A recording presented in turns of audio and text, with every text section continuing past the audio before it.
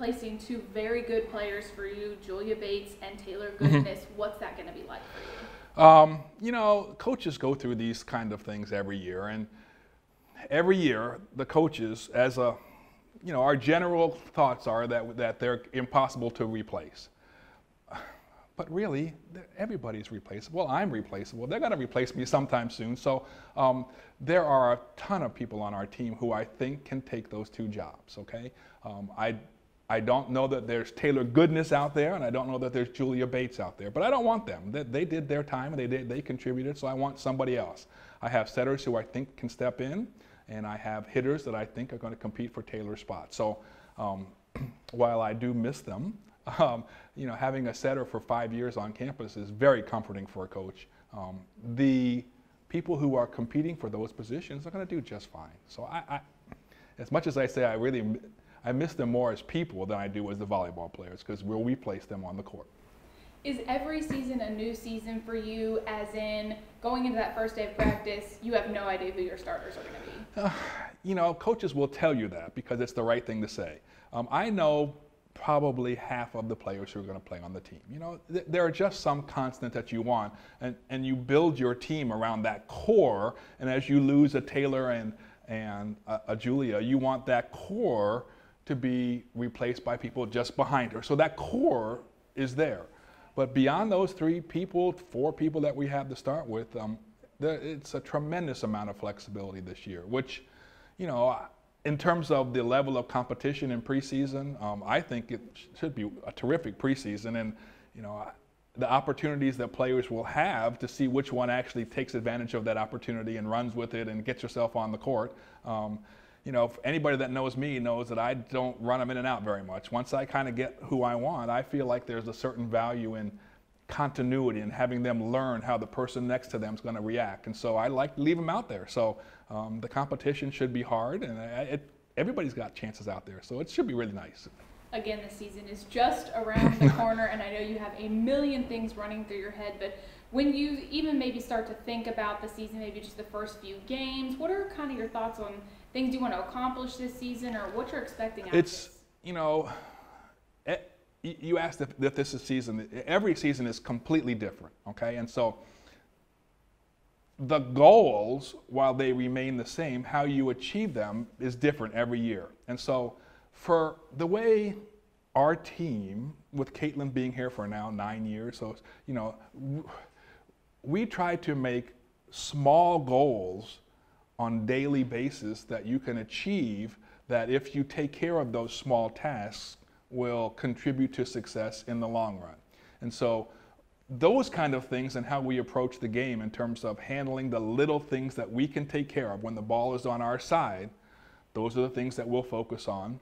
And I think the strength of our team will be our ball control. You know, I think that we'll have the ball in the setter's hands a lot, and I think that will allow us to get some offense, and I think that we'll do just fine. You know, but at this time of year, I think every coach is pretty optimistic about where they're going to get at the end of the season, and you know, heck, I'm ready to go. I wish we have camp 3 weeks ago, and when I send them home from camp, I tell them, I said, I'd rather just you guys stay here now. Let's start. So, you know, I've been doing it a while, but every year is still exciting, and I look forward to it really, really with a tremendous amount of anticipation. I don't know about them, but I've not been sleeping very well the last couple days. And the MIAA, it's going to challenge you every single year. So what's it like to play that tough schedule, and what do your girls need to do to stay at the top? The MIAA, in addition to the fact that there's a core of solid teams, you know, this year there's going to be that factor of there's 3 teams with new coaches, and so those teams have terrific volleyball players, and having been a new coach relatively recently, the players and how they respond to them really, really will be terrific, and those teams will be, they'll be very, very competitive, which, you know, people are going to say, oh, Southwest Baptist. Well, guess what? When they have a new coach, the new coach is a terrific young lady. She's going to do a terrific job, and those kids will play really hard for her. And so the conference, the consistency of the effort that's required day to day when you play in the conference doesn't change. And that kind of goes back to those little small things that we could take care of. You know, that consistency of effort for us, if we take care of that in the practice situation every single day, then that consistency kind of bleeds over into the contest when we play them. So that for us, like, we don't look at playing Washburn any different than we look at playing Southwest Baptist, for example. They're all quality teams, and if we aren't consistent in our approach and how we take care of the ball when it's on our side, you're going to lose to these teams. And this year, the conference schedule is we play all 11 other teams home and away. So in terms of creating a schedule, the conference schedule starts early and goes forever. We have no weekends off. We play every Friday and every Saturday all year long, which will be a physically demanding portion of the schedule, in addition to the mental problems when you get on the court to face these teams.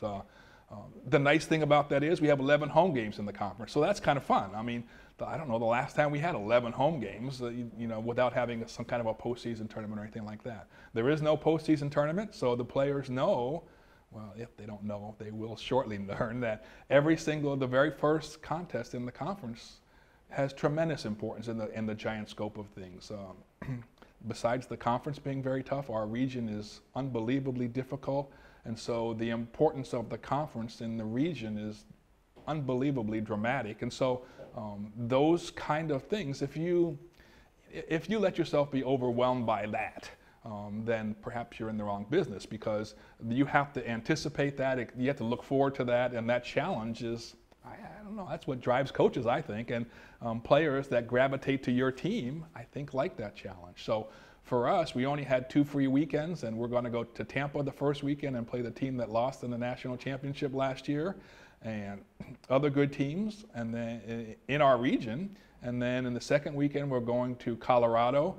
I thought there would be a chance to play some of the Northern Sun teams because there are some there, but just the way the schedule worked out this year, we're not playing them. But we get BYU Hawaii this year in Northern Colorado, in Denver. So BYU Hawaii finished 3rd in the country last year. So I feel like it's very important at the early part of the season to expose our players to very difficult competition before they get into the conference, so that they're not overwhelmed when they get into the conference. The quality of a team like Tampa is phenomenal from year to year, and so you know what you're getting when you play them, and that will help us so much when we get into the conference and play teams like Washburn and Kearney, Emporia State, Pittsburgh State, Northwest Missouri.